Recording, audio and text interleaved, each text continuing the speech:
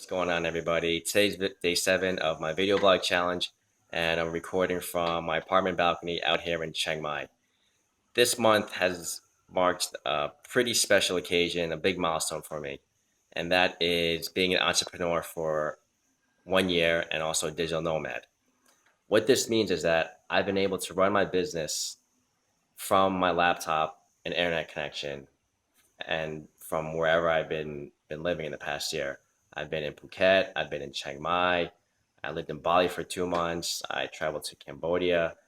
Next week I fly to Sweden and then I'm back in New York and then I'll go to Ecuador and Colombia. So I'll be gone for 2 months. So during that time I'll be running my business from my laptop. So basically, when I'm sleeping, I can get orders, I can get money transferred to my account, I can have orders processed, fulfilled, and sent out all while I'm sleeping. And it's pretty passive. So I've set up something that's pretty much automated, and making money has become passive where I don't have to physically be locked down to a desk to make money, but instead I can be sleeping, or I can be getting a massage, or I can be going for a hike for 4 days and not have to worry about, checking in with my boss or whatever. I can just live my life and enjoy myself. So that's what a digital nomad has been like for me for the past year. Now, how did I find out about this career path or this lifestyle? When I first came to Thailand in 2012, I was only here for a month, but during that time I met a bunch of people who were living here for extended amounts of time, and I was like, "Well, what do you guys do?" And they were like, "Oh, I work online, and I do maybe something like SEO or app development or graphic design, and I get paid in dollars or pounds or whatever." But your money goes a lot further because you're living in a cheap country such as Thailand. So that's when I met these people, and I was like, wow, man, like if these people are doing it, I can do it too. Why not me? So when I went back to the US after that first trip to Thailand, I read the book called The 4 Hour Workweek by Tim Ferriss. And that inspired a lot of people to look into this thing called lifestyle design and passive income, and it started the digital nomad revolution. So that's where my dream started. And when I first moved to Thailand, I did not plan on working anytime soon. I was just here to live a retired lifestyle basically. But in the back of my mind, I knew that I'd probably get bored, or I'd want to have that intellectual stimulation and actually work on my career again. So after I took care of, my mental health and emotional, spiritual health, I was like, all right, you know what? It's been a year and a half. Why don't I go back and explore starting my own business? So, I just came back from the US and I was living back in Phuket again.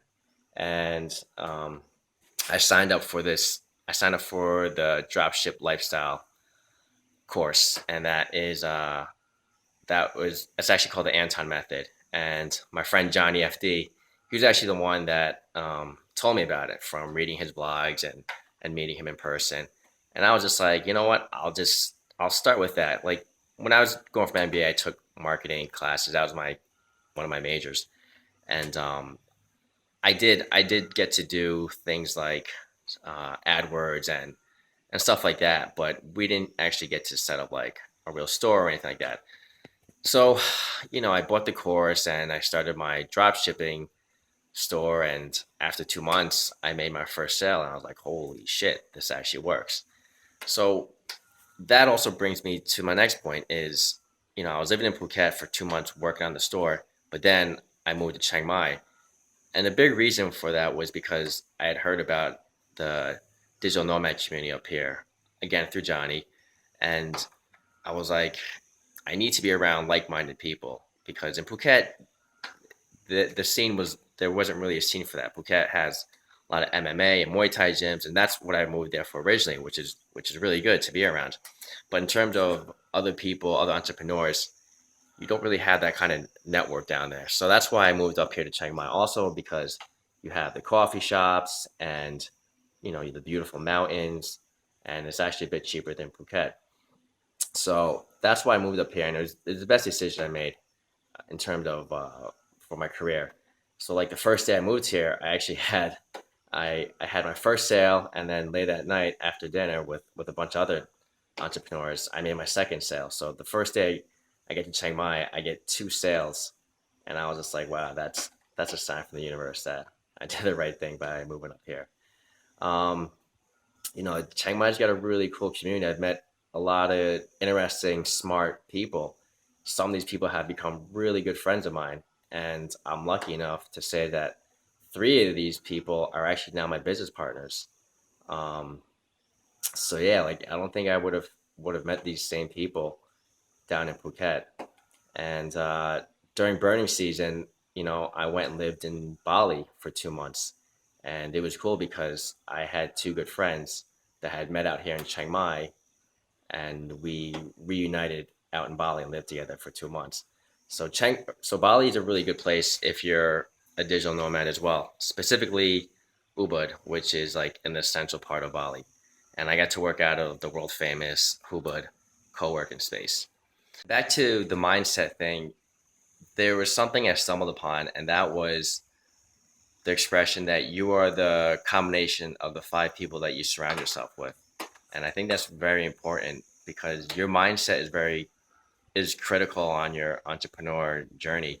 And if you're around people who are negative, or they're not striving to better themselves or improve themselves, or aim for goals, it's going to rub off on you in a negative way, and you don't want to be around that, especially if you're just starting out. So that's why in Chiang Mai you can run into so many people who are starting their businesses or who have already established businesses, and it's good to be around people like that. And another rule I heard about is actually from the um, a talk I went to at Sangdi Gallery last week, was the rule of thirds, and that means that you should hang out with, in terms of spending time with people, a third of your time should be spent with people who might be below you, and then the other third of the time should be spent around people who are equal or your peers, and then the other third of your time should be spent around people who are more experienced or knowledgeable than you. Maybe they're a bit older, like 10 years older than you. But it's good to get that combination. And I think here in Chiang Mai, you have a pretty diverse group of entrepreneurs where you can get that healthy mix of the thirds. So some of you might be wondering, what exactly are the businesses that I run?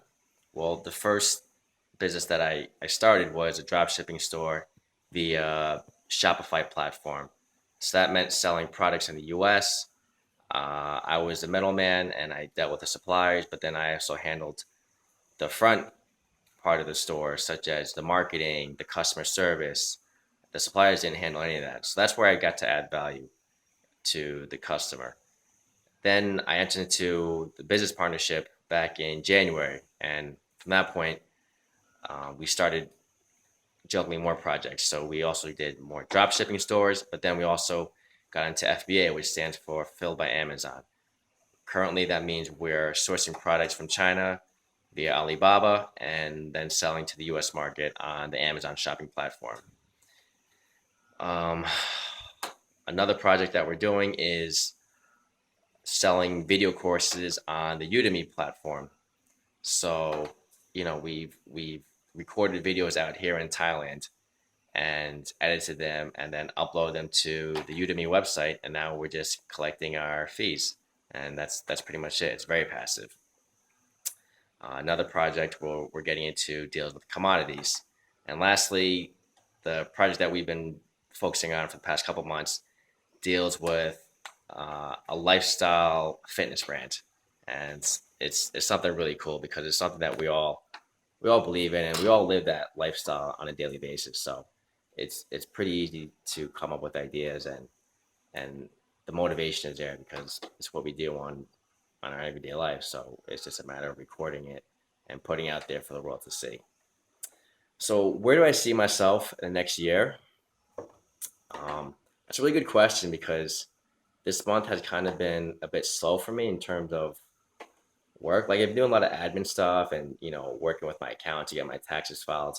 But in terms of like you know, digging in and starting new projects. I haven't really been doing that. So it's been more of it's been more of like a soul searching month for me and figuring out what exactly do I feel passionate about and what is it that I want to contribute to the world. And I've been watching a lot of documentaries on the environment and how it's being destroyed right now. And it's not really a good thing. It's actually pretty sad. And I have a pretty special connection to nature right now, and I think my direction is going to be going towards creating businesses that are conscious and that are green, that are going to help the environment. Because I'm not just thinking 1 year, 2 years down the road, how am I going to make this a career? I'm thinking like I want to make sure that this is a career or a business that I want to be in for 20 years down the road. Something that I can wake up every day to and feel passionate and be happy to work at. And the thing is like I don't want it to be just about the monetary gain. I want it to be first about feeling fulfilled and doing good with the world because I think when you have those things checked off, the money will naturally come in and that'll be a side effect of doing what you love. So that's where I see myself going, and I think my business partners they're on board with that, and they feel the same way. And I actually discussed this with my partner Ben today, and something that really stuck in my head, which I think is very insightful, is that he said that when it comes to like all these initiatives to saving the planet and helping the environment, it's good to be like, I want to donate my time or I want to educate the people or bring more water to a village. But the thing is like, if you really want to make a big impact on a global scale, you have to do it in a way where when people get to the store and let's say for example that there's two products competing and one is like say one is a light bulb and it's made in China, but it's really bad for the environment, but it's like $10. And then next to that, the consumer is looking at a light bulb that is really good for the environment. It's got low impact, it'll last like 20 years, it's biodegradable, but it costs like $30. So even though the consumer might know that, whoa, this light bulb that's $30 is better for the environment, unfortunately, they're going to vote with their wallet and they're going to choose the cheaper bulb, the one that's made in China, that's really bad for the environment. They're going to choose that one because you know what? They might not be able to afford the $30 light bulb. And unfortunately, that's the reality of this thing called trying to save the world because people will vote with their wallets. And, you know, a lot of people are just struggling just to pay the bills and pay the rent. And yeah, they might have a good heart and they might know the environment needs saving, but unfortunately, they're not in a position to give that to pay for the more expensive, environmentally friendly product. So that's a bit of a challenge for us, but we're gonna think about it and try and come up with ways to make this a reality. So that's that's something for us to think about. But that's where I see myself going this year and next year and 10, 20 years down the road. So I'm pretty excited for that, and we'll see. But that's it for today. Thanks a lot for listening. And if you have any other questions about what I do or any feedback, I'd love to hear from you guys. Thanks a lot for watching. Good night.